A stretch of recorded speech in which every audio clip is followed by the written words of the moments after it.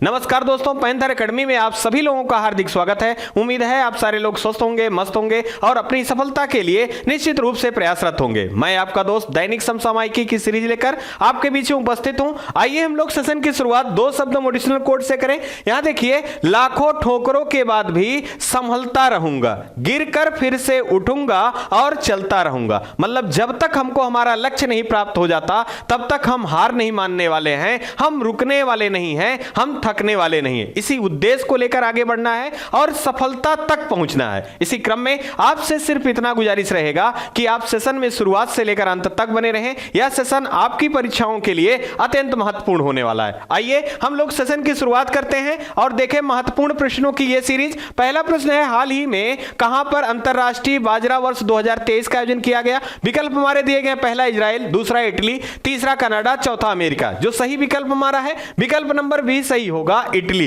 Italy में अंतरराष्ट्रीय बाजरा वर्ष 2023 का आयोजन किया गया। इटली के बारे में बात करें तो इटली की राजधानी क्या है? रोम है और यह टाइबर नदी के तट पर स्थित है। साथ ही साथ अगर अंतरराष्ट्रीय बाजरा वर्ष की बात करें तो दोस्तों आप एक प्रश्न नहीं भूलना है आपको। यूएन के द्वारा 2023 को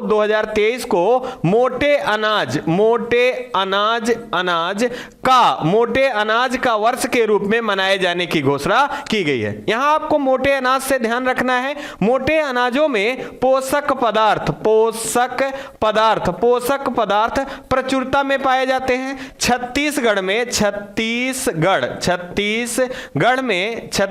में मिलेट प्रसंस्करण केंद्र स्थापित किया गया है। तो आपसे पूछा जा सकता है कि भारत के किस राज्य में मिलेट प्रसंस्करण केंद्र स्थापित किया गया है? तो वह छत्तीसगढ़ की राजधानी क्या है? रायपुर जो है ये इसकी राजधानी है। अब यहां से एक महत्वपूर्ण प्रश्न पूछा जा सकता है कि यह अंतरराष्ट्रीय बाजरा वर्ष 2023 का आयोजन किस संस्थान के द्वारा किया जा रहा है? तो FAO यहां फूड एंड एग्रीकल्चर ऑर्गेनाइजेशन है। इसकी स्थापना 16 अक्टूबर 1945 को होती है और इसका मुख्यालय कहां है? तो इटली की राजधानी रोम में स्थित है और इसी संस्थान के द्वारा अंतरराष्ट्रीय बाजरा वर्ष 2023 का आयोजन किया जा रहा है। इसी क्रम में आप ध्यान रखेंगे इजराइल से एक महत्वपूर्ण प्रश्न। अगर इजराइल के बारे में बात करें तो यहां की राजधानी जेरूसलम है और याद रखेंगे कि विश्व में पहला ऐसा देश है जिसमें या जहां पर कृत्रिम भ्रूण कहां पर बनाया गया? विश्व में कौन सा ऐसा देश है जिसने कृत्रिम भ्रूण का निर्माण किया है? तो इजराइल है। अगर हम बात करें कनाडा की तो कनाडा की राजधानी ओटावा क्या है? कनाडा की राजधानी ओटावा है। साथ ही साथ आपको याद रखना है, अगर कॉमनवेल्थ गेम की शुरुआत की बात की जाए तो 1930 ईस्वी से प्रारंभ होता है और कनाडा के हैमिल्टन में पहला कॉमनवेल्थ का आयोजन किया जाता है। अभी हाल ही में किया गया था, कौन सा था? 22वां था। और इसका आयोजन कहां किया गया था? तो इसका आयोजन आपको ध्यान रखना है इंग्लैंड के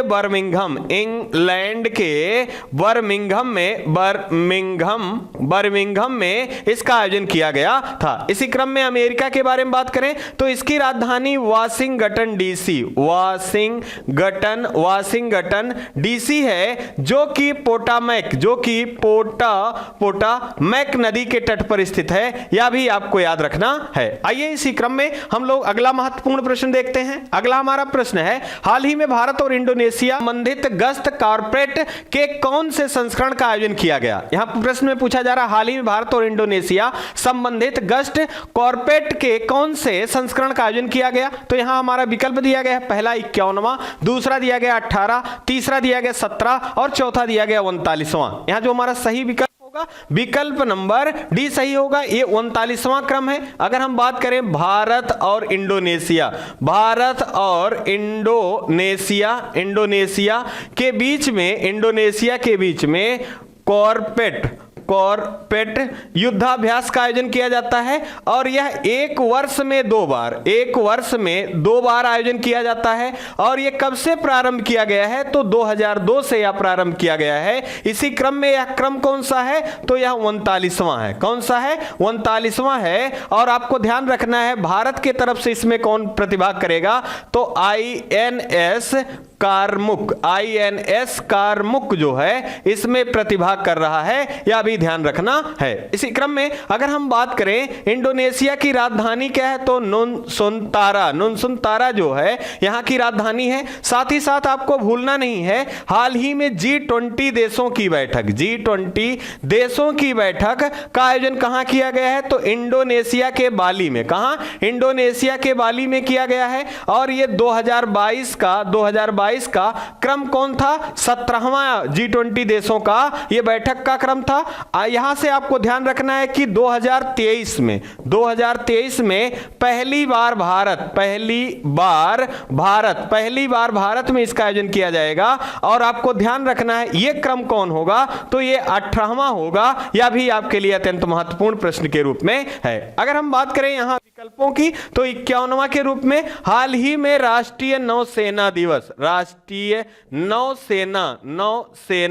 दिवस मनाया गया है। तो यह कौन से क्रम का था? नौसेना दिवस 51वां था। 18वां हम लोगों ने बात कर रखा है कि 2023 में भारत में जो G20 देशों का आयोजन किया जाएगा यह क्रम कौन होगा? 18वां होगा। अगर बात करें 17वां की तो प्रवासी भारतीय दिवस कब मनाया जाता है? तो प्रत्येक वर्ष 9 जनवरी को प्रवासी भारतीय दिवस मनाया जाता है। और अब की बार यह 17वां प्रवासी भारतीय दिवस होगा कि कहां मनाया जाएगा? मध्य प्रदेश के इंदौर में। कहां? मध्य प्रदेश के इंदौर में। और मुख्य अतिथि के रूप में किसे बुलाया गया है? तो गुयाना के राष्ट्रपति हैं। इनका नाम क्या है? तो डॉक्टर इरफान अली जी जो हैं ये मुख्य अतिथि हैं। किस दिवस के? तो आप ध्यान रखेंगे प्रवासी भारतीय दिवस के। ये किसके उपलक्ष्य में मनाया जाता है? तो 9 जनवरी 1915 को महात्मा गांधी जी दक्षिण अफ्रीका से वापस आए थे। इसी के परिप्रेक्ष्य में प्रत्येक वर्ष क्या मनाया जाता है? प्रवासी भारतीय दिवस मनाया जाता है। आइए हम लोग अगला महत्वपूर्ण प्रश्न देखेंगे। हाल ही में न्यूयॉर्क फेडरल रिजर्व बैंक की प्रथम उपाध्यक्ष बनने वाली पहली भारतीय मूल की महिला कौन होंगी? तो यहां देखिए पहला दिया गया है सुष्मिता शुक्ल, दूसरा दिया गया है रुचिरा कंबोज, तीसरा दिया गया है सुएला ब्रेबरमैन, चौथा दिया गया है गीता गोपीनाथ। अगर हम बात करें यहां सही विकल्प की तो हमारा विकल्प नंबर ए सही होगा। सुष्मिता शुक्ल जी जो हैं ये भारतीय मूल की हैं, भारतीय मूल की हैं। और federal bank New York federal bank की पहली भारतीय मूल की महिला उपाध्यक्ष के रूप में नियुक्त की जाने वाली हैं। और ये अंतरराष्ट्रीय नियुक्ति है। ऐसी नियुक्तियां लगातार परीक्षाओं में पूछी जाती हैं। तो आपको ध्यान रखना है कि न्यूयॉर्क फेडरल रिजर्व बैंक की पहली भारतीय मूल की उपाध्यक्ष महिला के रूप में किसे नियुक्त किया गया है? तो ये सुष्मिता शुक्ल हैं। अगर हम बात करें यहां न्यूयॉर्क फेडरल रिजर्व बैंक की स्थापना की तो आपको ध्यान रखना है इसकी स्थापना कब होती है? 1914 ईस्वी में होता है। और इसका मुख्यालय कहां स्थित है? तो इसका मुख्यालय न्यूयॉर्क कहां स्थित है? न्यूयॉर्क में स्थित है। इसी क्रम में अगर हम बात करें मुख्यालय से संबंधित तो न्यूयॉर्क में UNDP United Nation Development Programme इसका भी मुख्यालय है। साथ ही साथ UNO का भी मुख्यालय कहां स्थित है? न्यूयॉर्क में स्थित है। अगर हम बात करें UNDP की तो इसकी स्थापना 1965 ईस्वी में होती है। और इसी के द्वारा आपको एक इंडेक्स जारी किया जाता है HDI ह्यूमन डेवलपमेंट इंडेक्स, जिसमें भारत का स्थान वर्तमान में कितना है? 132 है। यह भी ध्यान रखना है। और इसी क्रम में UNO की बात करें तो UN की स्थापना कब होती है? तो ध्यान रखेंगे 24 अक्टूबर 1945 को इसकी स्थापना होती है। और इसका मुख्यालय न्यूयॉर्क न्यूयॉर्क में स्थित है। साथ ही साथ इसके अंग कितने हैं या इसके भाग कितने हैं, 6 भाग हैं। और इसी में आपको महासभा ध्यान रखना है। इसके प्रमुख कौन हैं, तो एंटोनियो गुटारेस जो हैं ये वर्तमान में यूएन के प्रमुख हैं। अगर हम बात करें यहां एक महत्वपूर्ण जानकारी के रूप में, तो हाल ही में यूएनओ में अस्थाई प्रतिनिधि के रूप में चुनी जाने वाली पहली भारतीय महिला कौन है, तो यह भी अत्यंत महत्वपूर्ण है और करीब परीक्षाओं में पूछा गया है। तो ये रुचिरा कंबोज हैं। कौन है, रुचिरा कंबोज हैं। यह भी आपके लिए अत्यंत महत्वपूर्ण प्रश्न के रूप में है। इसी में यूएन का एक भाग है, आपको ध्यान रखना है, यूनाइटेड नेशन सिक्योरिटी काउंसिल। इसमें सदस्यों की संख्या कितनी होती है, टोटल 15 सदस्य होते हैं, जिसमें से 5 जो हैं ये अस्थाई हैं, साथ ही साथ 10 जो हैं ये अस्थाई। कौन, 10 अस्थाई हैं। और आपको ध्यान रखना है कि दिसंबर माह की अध्यक्षता यूएनएससी की किस देश के द्वारा ग्रहण किया गया है, तो यह भारत के द्वारा ग्रहण किया गया है। यह भी अत्यंत महत्वपूर्ण प्रश्न के रूप में है। अगर हम बात करें सुएला ब्रेबरमैन की, तो इन्हें एलिजावेज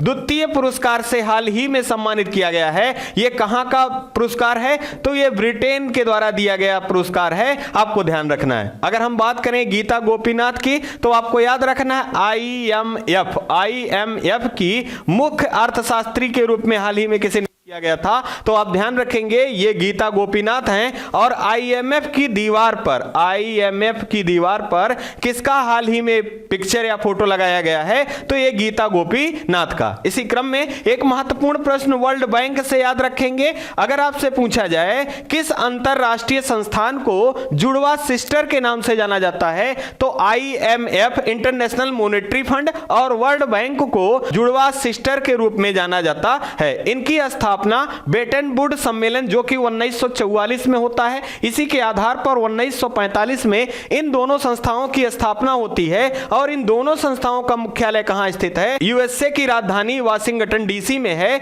और वर्ल्ड बैंक के प्रमुख वर्तमान में कौन है, तो डेविड मालपास हैं। यहां महत्वपूर्ण प्रश्न आपको यह जानना है कि भारत की तरफ से वर्ल्ड बैंक में मुख्य अर्थशास्त्री किसे नियुक्त किया गया है, तो इंदरमीत गिल। अत्यंत महत्वपूर्ण है कि वर्ल्ड बैंक में किसे मुख्य अर्थशास्त्री के रूप में नियुक्त किया गया है, तो इंदरमीत गिल जो हैं इन्हें मुख्य अर्थशास्त्री के रूप में नियुक्त किया गया है। ये सारे प्रश्न आपको जरूर याद रखने हैं। आइए इसी क्रम में अगला महत्वपूर्ण प्रश्न देखेंगे। हाल ही में आयोजित अंतरराष्ट्रीय माउंटेन फिल्मोत्सव 2022 का आयोजन कहां किया गया। देखिए यहां विकल्प दिया गया है, श्रीलंका, दूसरा बांग्लादेश, तीसरा नेपाल, चौथा म्यांमार। यहां जो सही विकल्प हमारा है विकल्प नंबर सी सही होगा, नेपाल में इसका आयोजन किया गया। अगर हम बात करें यहां अंतरराष्ट्रीय माउंटेन फिल्मोत्सव 2022 का, तो इसका आयोजन नेपाल में किया गया। और नेपाल की राजधानी क्या है, तो काठमांडू जो है यहां की राजधानी है। साथ ही साथ अगर हम राष्ट्रपति बात के बारे में बात करें, तो विद्या देवी भंडारी जी जो हैं यहां की राष्ट्रपति हैं। और प्रधानमंत्री के बारे में बात करें, तो शेर बहादुर देउवा जी जो हैं यहां के प्रधानमंत्री हैं। हाल ही में यहां चुनाव हुआ है, तो यहां पर शेर बहादुर देउवा की पार्टी मिला है। साथ ही साथ अंतरराष्ट्रीय चुनाव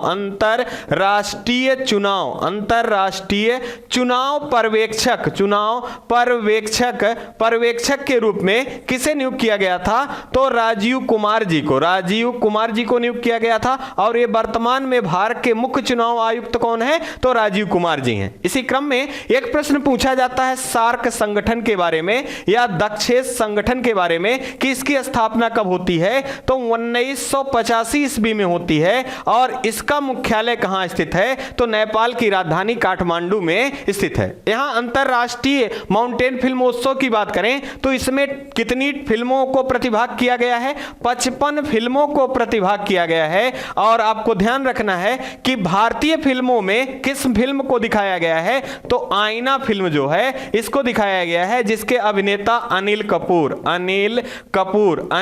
कपूर हैं। साथ ही साथ आपको ध्यान रखना है जूही चावला जो हैं ये अभिनेत्री के रूप में हैं। इसी क्रम में आपको ध्यान रखना है हाल ही में 53वां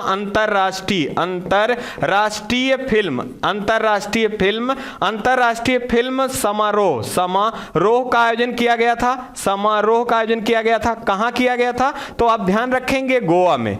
क्रम कौन था, 53वां था। पर्सनालिटी ऑफ द ईयर के रूप में किसे चुना गया है या पुरस्कार किसे दिया गया है, तो चिरंजीवी को दिया गया है। किसे, साउथ के अभिनेता हैं चिरंजीवी को दिया गया है। आप भूलेंगे नहीं, यहां से 67वां फिल्म फेयर के बारे में याद रखेंगे। ये 2020 के लिए ही है, आप ध्यान रखें इसको, 2020 के लिए। तो बेस्ट अभिनेता के रूप में रणवीर सिंह, कौन है दोस्तों, रणवीर सिंह है। इनकी फिल्म का नाम है 83। और अगर अभिनेत्री की बात करें तो कीर्ति सेनन, कौन, कीर्ति सेनन है। और इनकी फिल्म का नाम क्या है, मिमी है। इसी क्रम में आप ध्यान रखेंगे 68वां राष्ट्रीय फिल्म, यह भी 2020 के लिए है। अभिनेता की बात की जाए तो आप ध्यान रखेंगे अजय देवगन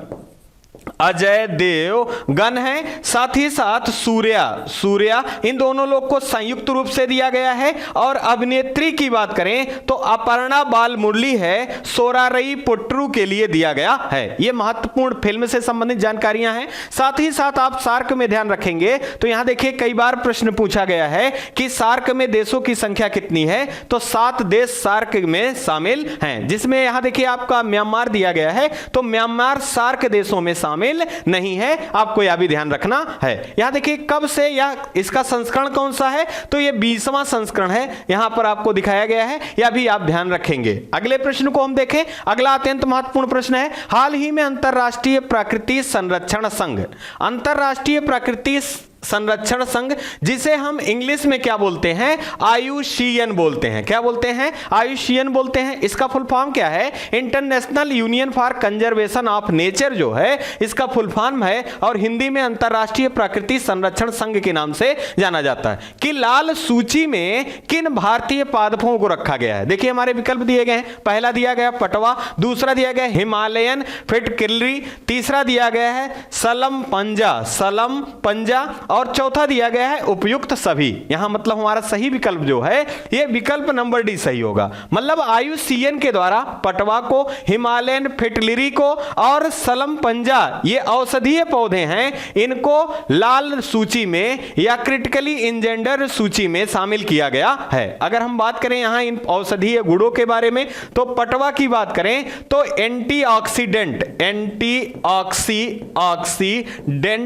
एंटीऑक्सीडेंट के रूप में यह कार्य करता है। और यह उत्तराखंड से संबंधित है। और अगर हम बात करें यहां हिमालयन फिटलिरी की, तो यह श्वास संबंधी रोग के इलाज में कार्य करता है। और सलम पंजा की बात करें तो पेट या आंत या डाइजेशन संबंधी बीमारियों में कार्य करने वाला कौन है, तो यह आपका सलम पंजा है। अगर हम बात करें यहां कुछ महत्वपूर्ण जानकारी इससे संबंधित आयुषीएन के द्वारा, तो अगर इसकी स्थापना की बात की जाए कि इसकी स्थापना कब होती है, तो इसकी स्थापना 1948 को होती है। कब होती है, 1948 को होती है। इसका मुख्यालय कहां है, तो ग्लाड में, जो कि स्विट्जरलैंड का शहर है, यहां पर स्थित है। इसी क्रम में अभी हाल ही में हम लोगों ने मित्रों पढ़ा है 1 दिसंबर को तो आपको ध्यान रखना है कि विश्व एड्स दिवस कब मनाया जाता है, तो यह 1 दिसंबर को मनाया जाता है। और यह किसके द्वारा होने वाली बीमारी है, तो वायरस के द्वारा होने वाली बीमारी है। इसी क्रम में अभी हम लोगों ने 11 दिसंबर को पढ़ा है यूनिसेफ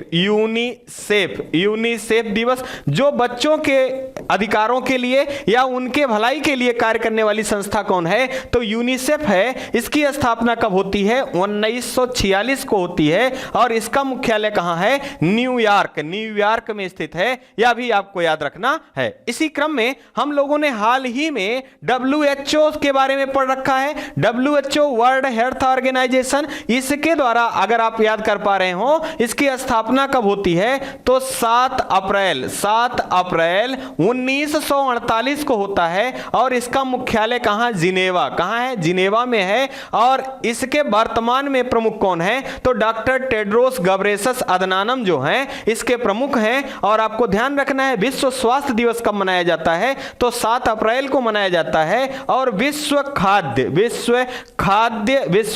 दिवस कब मनाया जाता है, तो आपको ध्यान रखना है ये 16 अक्टूबर को मनाया जाता है। WHO के द्वारा एक बीमारी है, आपको ध्यान रखना है, उसका नाम मंकी पॉक्स। क्या नाम है, मंकी पॉक्स है। इस बीमारी का नाम परिवर्तित करके यम पॉक्स किया गया है। क्या किया गया है, यम पॉक्स किया गया है। साथ ही साथ सर्वाइकल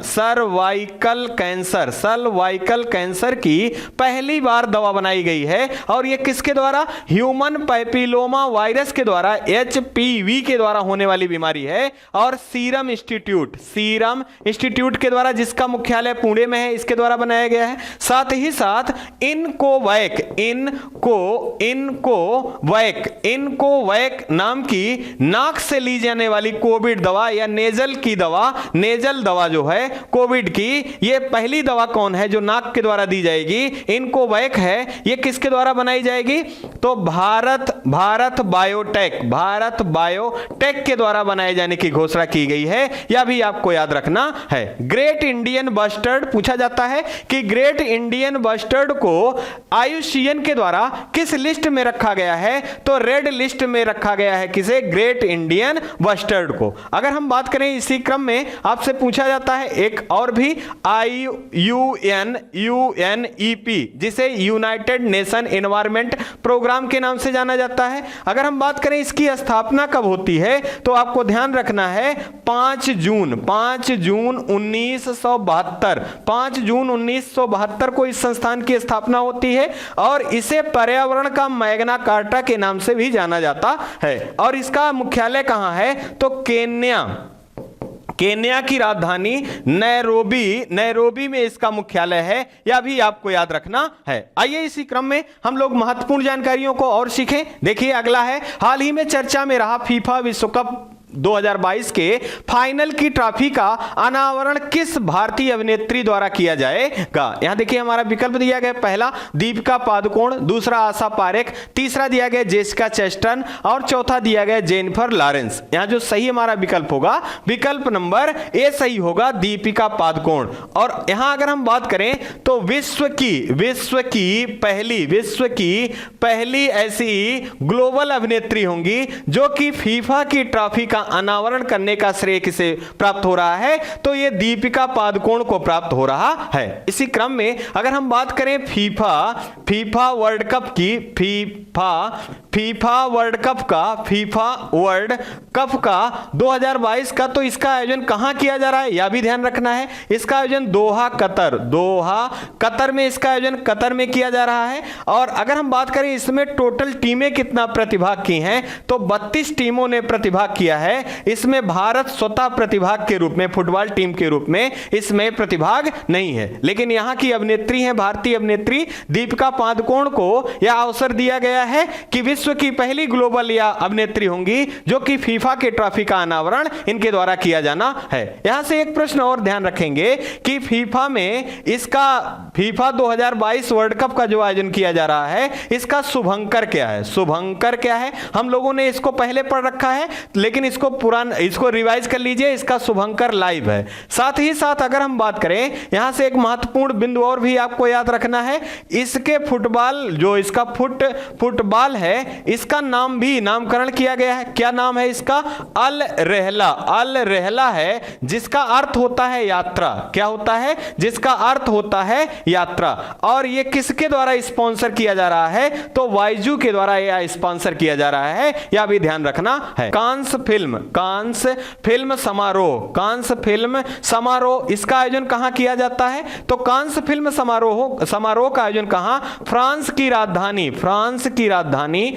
की राजधानी पेरिस में आयोजित किया जाता है। आपको ध्यान रखना है, इसमें जूरी मेंबर के रूप में कौन भारतीय अभिनेत्री शामिल हुई थी? तो दीपिका पादुकोण शामिल हुई थी। और आधिकारिक रूप से एंट्री पाने वाला पहला देश कौन था? तो यह भारत था। आपको यह भी ध्यान रखना है। इसी क्रम में आप ध्यान रखेंगे, अगर आपसे पूछा जाए 94वां ऑस्कर पुरस्कार से किस फिल्म को सम्मानित किया गया है, तो यह फिल्म का नाम याद रखेंगे, कोडा है। और बेस्ट अभिनेता के रूप में कौन चुने गए थे? तो बिल स्मिथ। कौन? Bill Smith. साथ ही अभिनेत्री के रूप में जेसिका चेस्टर्न। कौन? जेसिका चेस्टर्न जो हैं, ये बेस्ट अभिनेत्री के रूप में चुनी गई थी। बेस्ट निर्देशक के रूप में जैन कैपियन को चुना गया था। अगर कांस फिल्मों की बात कर लें, तो कांस फिल्मों में बेस्ट फिल्म के रूप में किसे चुना गया था? The power of the dog को चुना गया था। यह भी आपके लिए महत्वपूर्ण है। अगला हम अगर बात करें, तो हाल ही में दादा साहब फाल्के पुरस्कार से किसे सम्मानित किया गया है? तो आप ध्यान रखेंगे, आशा पारेख। किसे? आशा पारेख को सम्मानित किया गया है। आप ध्यान रखेंगे, यह अत्यंत महत्वपूर्ण प्रश्न के रूप में है। आइए इसी क्रम में अगला महत्वपूर्ण प्रश्न देख लें। अगला हमारा प्रश्न है, हाल ही में जमनालाल बजाज पुरस्कार 2022 से किसे सम्मानित किया गया है? यहां देखिए, डॉक्टर ओनगिस्ट यूनान है, दूसरा डॉक्टर वैलिड स्लाविकी है, और तीसरा दिया गया है ए-बी दोनों, और चौथा दिया गया है खालिद राशिद। यहां हमारा जो सही विकल्प होगा, विकल्प नंबर सी सही होगा। ए और बी दोनों को जमनालाल बजाज पुरस्कार 2022 से सम्मानित किया गया है। अगर हम बात करें जमनालाल बजाज पुरस्कार की, तो इसकी शुरुआत कहां से होती है? तो आप ध्यान रखेंगे, 1977 ईस्वी में मोरारजी देसाई के शासनकाल में जमनालाल बजाज पुरस्कारों का शुभारंभ होता है। यह कितने कैटेगरी में दिया जाता है? तो यह 4 कैटेगरी में दिया जाता है। पहला क्या है? तो आप ध्यान रखेंगे, पहला है गांधीवादी विचारधारा को प्रसारित करना, पहला है। दूसरा आपका है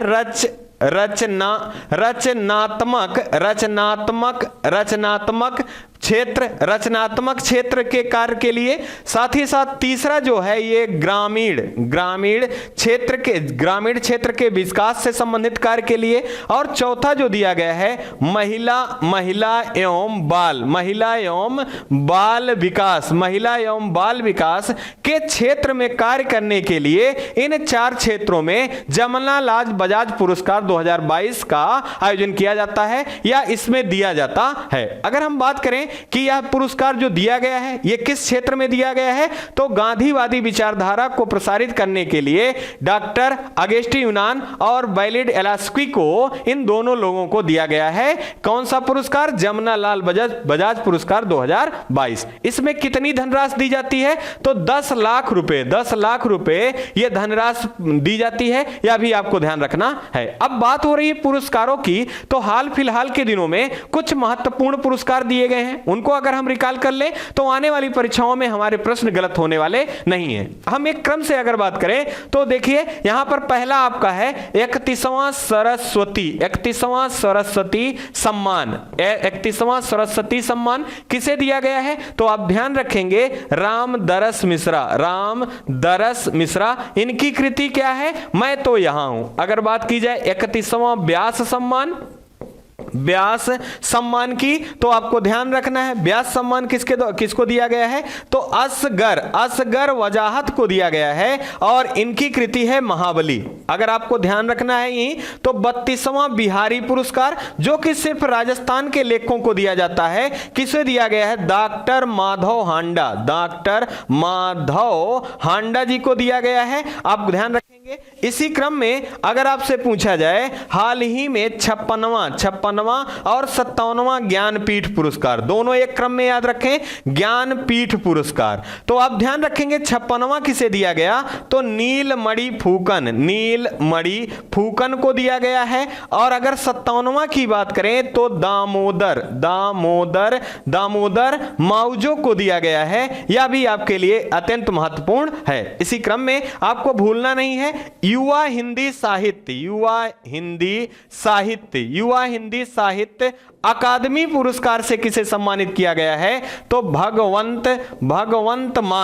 भगवंत अनमोल को दिया गया है। आप ध्यान रखेंगे। लेकिन अगर पूछा जाए साहित्य अकादमी पुरस्कार से किसे सम्मानित किया गया है, तो पहला हिंदी में आप ध्यान रखेंगे, हिंदी में दया प्रकाश सिन्हा। और दूसरा अगर हम बात करें कौन है, अंग्रेजी भाषा के लिए नमिता गोखले को दिया गया है। और उर्दू भाषा की बात करें तो चंद्रभान ख्याल को दिया गया है। यह भी आप ध्यान रखेंगे। ये सारे महत्वपूर्ण प्रश्न हैं, आपकी परीक्षाओं में लगातार यहां से प्रश्न बनते हैं। इन प्रश्नों को आप हमेशा रिकॉल करते रहें, देखते रहें। यकीन मानिए जब भी परीक्षाएं होंगी यहां से प्रश्न जरूर आने हैं। आइए हम लोग अगले महत्वपूर्ण प्रश्न को देखेंगे। अगला है हाल ही में दिल्ली में हुई नगर निगम के चुनाव में पहली ट्रांसजेंडर पार्षद कौन चुनी गई। देखिए पहला दिया गया बॉबी किन्नर, दूसरा दिया गया जोइला, तीसरा दिया गया है पृथिका यास्नी और चौथा दिया गया है शबनम। यहां जो हमारा सही विकल्प होगा, विकल्प नंबर ए सही होगा, बॉबी किन्नर हैं। और ये दिल्ली नगर निगम चुनाव में ट्रांसजेंडर के रूप में चुनी जाने वाली पहली का है, ट्रांसजेंडर हैं। आपको नाम इनका जरूर ध्यान रखना है, बॉबी किन्नर हैं, जो कि दिल्ली में हुए चुनाव में, नगर निगम के चुनाव में ट्रांसजेंडर पार्षद के रूप में चुने जाने वाली पहली ट्रांसजेंडर हैं बॉबी किन्नर। क्या नाम है, बॉबी किन्नर हैं। आप ध्यान रखेंगे। अब यहां अगर हम बात करें दिल्ली की, तो आपको ध्यान रखना है कि पार्षद के चुनाव में सर्वाधिक सीटें किसने जीता है, तो जीता है आम आदमी पार्टी के द्वारा और दूसरे स्थान पर बीजेपी रही है। इसी क्रम में हाल ही में गुजरात राज्य में साथ ही साथ हिमाचल प्रदेश में चुनाव हुए हैं। तो आपको ध्यान रखना है यहां पर कौन सी पार्टी को जीत मिली है, किसकी बहुमत है और कौन यहां पर मुख्यमंत्री बने हैं। तो हिमाचल प्रदेश की अगर बात करें तो सुखविंदर सिंह सुक्खू जी जो हैं ये मुख्यमंत्री बने हैं हिमाचल प्रदेश की। और कांग्रेस की पार्टी को यहां जीत हासिल हुई है, कितनी सीटें, 40 सीटें और बीजेपी को 25 सीटें। साथ ही साथ यहां सीटें टोटल कितनी हैं, 68 सीटें हैं। जबकि गुजरात के बारे में बात करें तो 156 सीट सबसे ज्यादा अभी तक बीजेपी को किसी राज्य में सर्वाधिक 182 सीटों में से 156 सीटें कहां प्राप्त हुई हैं, तो गुजरात में प्राप्त हुई हैं। इसी क्रम में यहां के मुख्यमंत्री कौन बने हैं, तो भूपेंद्र पटेल जी जो हैं यहाँ के दोबारा मुख्यमंत्री कौन बने हैं, तो ये भूपेंद्र पटेल हैं। और क्रम क्या है मुख्यमंत्री का, 18वां है। जबकि हिमाचल प्रदेश के बारे में बात करें, सुखवीर सिंह सुक्खू जी जो हैं ये हिमाचल प्रदेश के 15वें मुख्यमंत्री के रूप में चुने गए हैं। बात हो रही थी दिल्ली की, तो महत्वपूर्ण जानकारी के रूप में आप ध्यान रखेंगे दिल्ली दरबार का आयोजन कब किया जाता है, तो 1911 ईस्वी में दिल्ली दरबार का आयोजन किया जाता है। और दिल्ली को राजधानी के रूप में कब बनाया जाता है, तो 1912 में बनाया जाता है। ये दोनों प्रश्न अत्यंत महत्वपूर्ण है और यहां से गलती होने का चांस बराबर होता है। इसी नाते आप जरूर इसको याद रखें, दिल्ली दरबार का आयोजन 1911 में और दिल्ली को राजधानी कब बनाया जाता है, 1912 में। कई बार प्रश्न पूछा गया है कि दिल्ली को राष्ट्रीय राजधानी किस संविधान संशोधन के द्वारा किया गया था, था? तो 69वां संविधान संशोधन के द्वारा दिल्ली को राष्ट्रीय राजधानी के रूप में घोषित किया गया था। साथ ही साथ 10% से अधिक मंत्री नहीं हो सकते, या किस संविधान संशोधन के द्वारा? तो 69वां संविधान संशोधन के द्वारा दिल्ली में किया गया था। इसी क्रम में हाल ही में अंतरराष्ट्रीय व्यापार मेले का आयोजन कहां किया गया है? तो यह नई दिल्ली में किया गया है। साथ ही साथ आपसे पूछ लिया जाए न्यूट्रिटिव फूड कॉन्क्लेव का आयोजन कहां किया गया है? तो यह भी नई दिल्ली में किया गया है। और अगर आपसे पूछ लिया जाए ड्रोन मेला का आयोजन हाल ही में कहां किया गया था? तो यह भी नई दिल्ली में किया गया था। इसी क्रम में आप भूलेंगे नहीं, दिल्ली के उपराज्यपाल कौन हैं? तो आप ध्यान रखें, विनय कुमार सक्सेना जी जो हैं, यहां दिल्ली के उपराज्यपाल हैं। और यहां पर किस पार्टी की सरकार है? आम आदमी पार्टी की सरकार है। अरविंद केजरीवाल जी जो हैं, यह मुख्यमंत्री हैं। साथ ही साथ विधानसभा की सीटें कितनी हैं? तो 70 सीटें विधानसभा की हैं। और लोकसभा की बात की जाए तो यहां पर 7 सीटें जो हैं ये लोकसभा की हैं, यह भी ध्यान रखना है। इसी क्रम में एक महत्वपूर्ण प्रश्न है, द्वारका एक्सप्रेस का संबंध किस राज्य से है? तो दिल्ली और हरियाणा से है। और यह भारत का पहला एलिवेटेड एक्सप्रेस वे कौन है? तो यह द्वारका एक्सप्रेस वे है। कितनी दूरी है? 30 किलोमीटर की दूरी है। और यह दिल्ली और हरियाणा को जोड़ता है, यह भी आपको याद रखना है। आइए इसी क्रम में यहां देखिए एक पिक्चर दिखाया गया है। यह पिक्चर किसका है? बॉबी किन्नर का है, जो कि ट्रांसजेंडर के रूप में भारत की पहली पार्षद चुनी गई हैं। कहां से? तो दिल्ली नगर निगम से। आइए इसी क्रम में अगला महत्वपूर्ण प्रश्न देखेंगे, हाल ही में भारत के किस राज्य में सबसे बड़ी आयोजित होने वाली कला प्रदर्शनी कोच्चि मुजरिस प्रारंभ किया गया? अब यहां देखिए, कोच्चि मुजरिस आप याद रखेंगे। आपसे ऐसा भी पूछा जा सकता है कि कोच्चि मुजरिस का संबंध किस राज्य से है? तो हमारे विकल्प पहला दिया गया है तमिलनाडु, दूसरा दिया गया उड़ीसा, तीसरा दिया गया केरल और चौथा दिया गया आंध्र प्रदेश। यहां अगर हम बात करें सही विकल्प की, तो विकल्प हमारा सी नंबर सही है, कोच्चि और केरल। और केरल की राजधानी क्या है? त्रिवेंद्रपुरम जो है यहां की राजधानी है। अगर हम बात करें कोच्चि मुजरिस की, तो ये भारत की सबसे बड़ी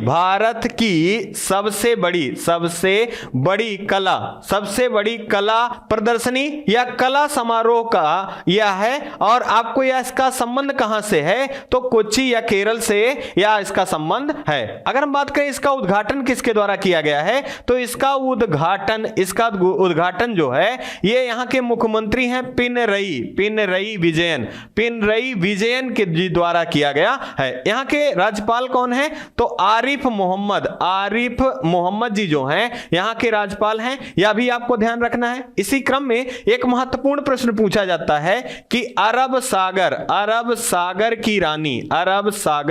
की रानी के नाम से किसे जाना जाता है? तो कोच्चि को अरब सागर की रानी के नाम से जाना जाता है। अगर हम बात करें यहां हाल ही में कोच्चि में ही टी20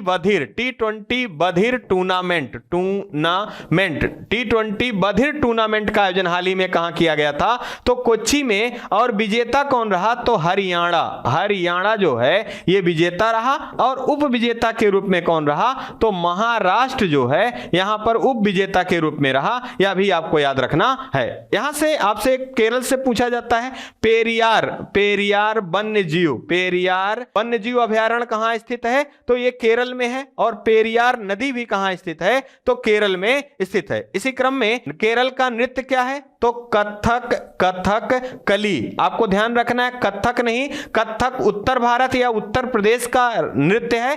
कथक कली और मोहनी अट्टम जो है ये केरल का नृत्य है। आप ध्यान रखेंगे, केरल में ओणम जो फेस्टिवल है इसका आयोजन किया जाता है। साथ ही साथ केरल के तट को किस नाम से जाना जाता है? मालाबार तट के नाम से जाना जाता है। जबकि तमिलनाडु के तट को कोरोमंडल तट के नाम से जाना जाता है। ये महत्वपूर्ण जानकारियां हैं। साथ ही साथ केरल से 3 प्रश्न आप ध्यान रखेंगे। अगर पूछा जाए सबसे कम मातृ मृत्यु दर कहां है, तो ध्यान रखेंगे केरल राज्य में सबसे कम मातृ मृत्यु दर है। अगर पूछा जाए सबसे कम बाल मृत्यु दर कहां है, तो यह भी केरल राज्य में है। और एक प्रश्न याद रखेंगे कि सबसे ज्यादा साक्षरता दर कहां है, तो यह केरल में है। और अगला है कि सबसे ज्यादा साक्षरता के साथ साथ लिंगानुपात सबसे ज्यादा कहां है, तो यह केरल राज्य में है। यह भी आपको याद रखना है। यह महत्वपूर्ण जानकारियां हैं केरल राज्य से। अगर हम बात करें तमिलनाडु की, तो पोंगल, साथ ही साथ जल्लीकट्टू। उड़ीसा के बाद बात करें तो रज पर्व और पूरी यात्रा। और आंध्र प्रदेश की बात करें तो आपको ध्यान रखना है आंध्र प्रदेश में कुचिपुड़ी नृत्य जो है यह कहां से संबंधित है, तो यह आंध्र प्रदेश से संबंधित है। और भाषा के आधार पर गठित होने वाला पहला राज्य कौन सा है, तो यह आंध्र प्रदेश है। आइए इसी क्रम में इस सेशन का लास्ट प्रश्न देखें। हाल ही में किस संस्थान के द्वारा स्कैमजेट इंजन का सफल परीक्षण किया गया? यहां देखिए विकल्प हमारे दिए गए। पहला इसरो, दूसरा दिया गया DRDO, तीसरा दिया गया नासा, चौथा दिया गया रॉसकॉसमॉस। यहां जो सही विकल्प हमारा है, विकल्प नंबर ये सही है, इसरो के द्वारा स्कैमजेट ईंधन। अब यहां स्कैमजेट आपको समझना होगा कि स्कैमजेट का आशय क्या है, तो हवा से ऑक्सीजन को प्राप्त करना और इसका उपयोग ऑक्सीकारक के रूप में करके दहन करना ही क्या है, ये स्कैमजेट इंजन का सफल लक्षण माना है। इसी क्रम में अगर हम बात करें किसके द्वारा किया गया है, तो इसरो के द्वारा प्रारंभ किया गया है। अगर हम बात करें इसरो की, इसकी स्थापना 15 अगस्त 1969 ईस्वी में की जाती है। इसका मुख्यालय बंगलुरु में है। और वर्तमान में इसके प्रमुख कौन हैं, तो आपको ध्यान रखना है शोभनाथ जी जो हैं वर्तमान में इसरो के प्रमुख हैं। और पहले इसके प्रमुख कौन थे, तो विक्रम साराभाई जो हैं ये पहले इसरो के अध्यक्ष थे। और इन्हें भारतीय अंतरिक्ष का जन्मदाता किसे कहा जाता है, तो या जनक किसे कहा जाता है, तो ये विक्रम साराभाई को कहा जाता है। इसी क्रम में अगर हम बात करें DRDO की, तो आप ध्यान रखेंगे 1958 ईस्वी में इसकी स्थापना होती है। और इसका मुख्यालय नई दिल्ली में है। कहां है, नई दिल्ली में है। और वर्तमान में इसके प्रमुख कौन है, तो समीर कामत जो हैं वर्तमान में इसके प्रमुख हैं। तो नासा की स्थापना अगर बात की जाए तो 1969 ईस्वी में नासा की स्थापना की जाती है। और ये USA की अंतरिक्ष एजेंसी है। और रॉसकॉसमॉस की बात करें तो ये कहां की है, आपको ध्यान रखना है रॉसकॉसमॉस जो है ये रूस की अंतरिक्ष एजेंसी है। और रूस के द्वारा ही अंतरराष्ट्रीय अंतरिक्ष एजेंसी से बाहर होने की बात कही गई है। और 2024 तक ये अपना अंतरराष्ट्रीय अंतरिक्ष एजेंसी बनाए जाने की घोषणा किसके द्वारा, रूस के द्वारा किया गया है। इसी क्रम में आप ध्यान रखेंगे एक महत्वपूर्ण प्रश्न पूछा जा सकता है, निसार किसका सहयोग या निसार किसका प्रयोग है, तो आप ध्यान रखेंगे नासा और इसरो के द्वारा सहयोग से किस उपग्रह का प्रयोग किया जा रहा है, निसार का। साथ ही साथ एक महत्वपूर्ण प्रश्न याद रखेंगे, राशिद रोवर किस देश के द्वारा हाल ही में लॉन्च किया गया है, तो यूएई के द्वारा राशिद रोवर को लॉन्च किया गया है। किसके द्वारा, तो आप ध्यान रखेंगे फाल्कन 9 के द्वारा। और ये किसका है, तो स्पेस एक्स जिसके मालिक कौन है, एलन मस्क हैं। इनकी कंपनी का जो है ये फाल्कन 9 है, सबसे हैवी ये है। और इसी के द्वारा राशिद रोवर लॉन्च किया गया है। किसका है ये, तो ये यूएई का है। और आपको ध्यान रखना है ये चंद्र मिशन है। क्या है, चंद्र मिशन है। जबकि होप जो है यह भी यूएई का है। तो तो ये मंगल मिशन था। कौन है? मंगल मिशन होप था। और राशिद रोवर जो है ये चंद्र मिशन है, जो कि हाल ही में लॉन्च किया गया है फाल्कन 9 के द्वारा। इसी क्रम में ये महत्वपूर्ण सीरीज यहीं समाप्त हो रही है और आपसे यही उम्मीद है कि ये सेशन आपको पसंद आ रहा होगा। अगर मेरे द्वारा या संस्था के द्वारा दी गई जानकारी आपको अच्छी लग रही है तो चैनल को लाइक करना, शेयर करना और सब्सक्राइब करना ना भूलें। आप अपना और अपने परिवार का खूब ढेर सारा ध्यान रखें। जय हिंद, जय भारत।